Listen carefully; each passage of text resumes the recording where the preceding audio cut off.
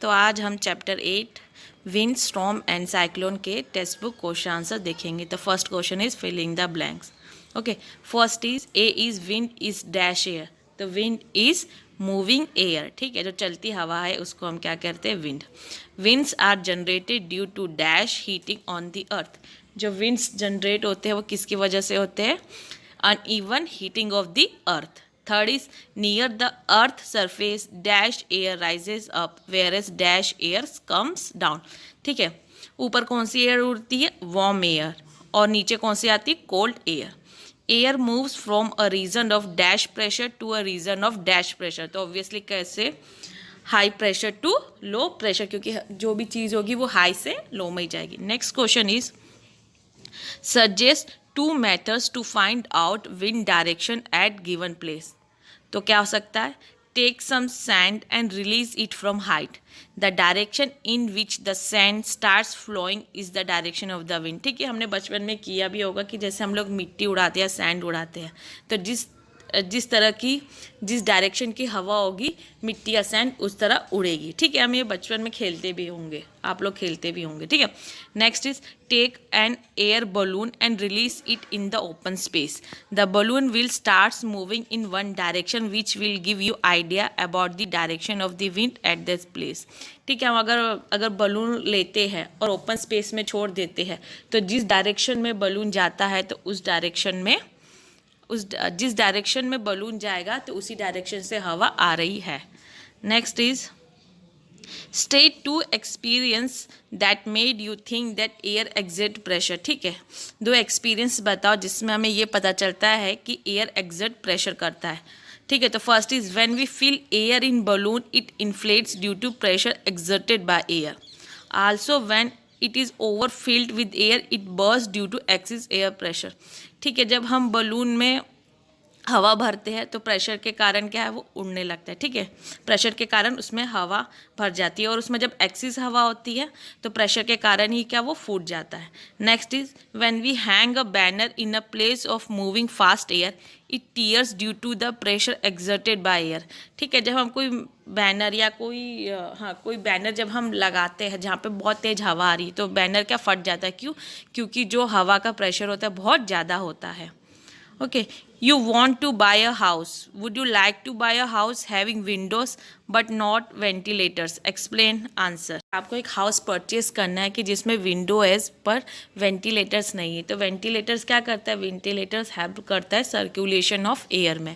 ठीक है, आपने वेंटिलेटर का एग्जांपल भी देखा होगा, एग्जॉस्ट फैन हम लोग जो मोस्टली हमारे किचन में लगाते हैं। ठीक है, अब देखा होगा कि एग्जॉस्ट फैन हम हमारे किचन में लगाते हैं। क्यों, क्योंकि जब हम खाना बनाते हैं तो बहुत धुआं जनरेट होता है। ठीक है ना, ठीक है, जब वो बहुत धुआं जनरेट होता है, जब हम एग्जॉस्ट फैन चालू करते हैं तो क्या होता है कि धुआं बाहर चला जाता है।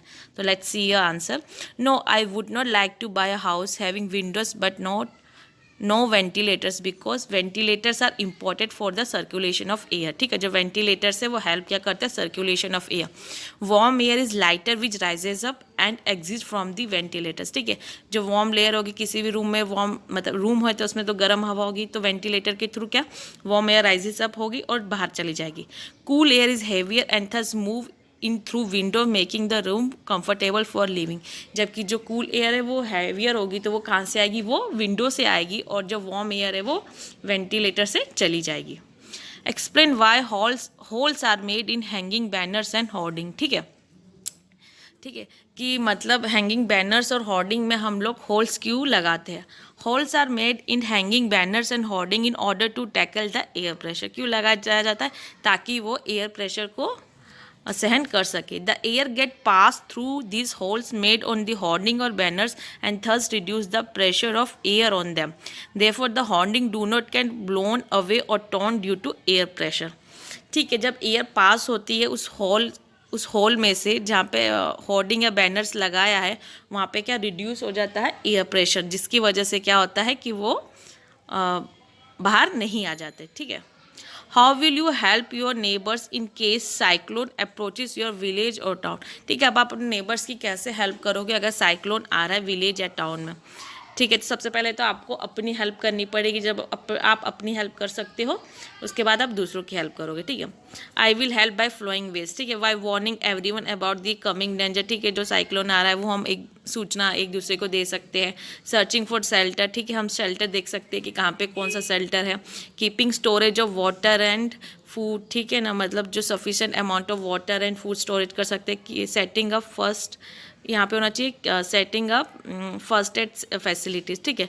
फर्स्ट एड फैसिलिटी में मेडिकल हो गया, इमरजेंसी नंबर हो गया, ये सब हमारे पास होना चाहिए। What planning is required in advance to deal with the situation created by cyclone, ठीक है। तो हमें क्या प्लानिंग चाहिए जब हमको what planning is required in advance to deal with the situation created by cyclone, ठीक है। साइक्लोन से जो नुकसान होता है तो उस टाइम हमें कौन सी प्लानिंग करना चाहिए, ठीक है। Setting up cyclone warning system, ठीक है, हमें वार्निंग जो साइक्लोन वार्निंग सिस्टम है वो होना चाहिए। सेटिंग अप साइक्लोन शेल्टर होना चाहिए।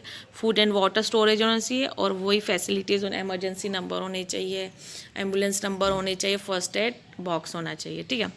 Which of the following places is unlikely to be affected by cyclone? Chennai, Mangalore, Amritsar, Puri. तो इसका आंसर क्या होगा कि कम अफेक्टेड साइक्लोन वाला कौन सा एरिया हो गया? अमृतसर। क्यों? क्योंकि चेन्नई, मैंगलोर एंड पुरी क्या है, वो कोस्ट लाइन के आसपास है, मतलब सी के आस, ठीक है, सी के आजू बाजू है, तो वहाँ पे साइक्लोन आने का खतरा ज़्यादा है, जबकि अमृतसर वो थोड़ी ऊपर है, ठीक है, थोड़ा सी लेवल से ऊपर है।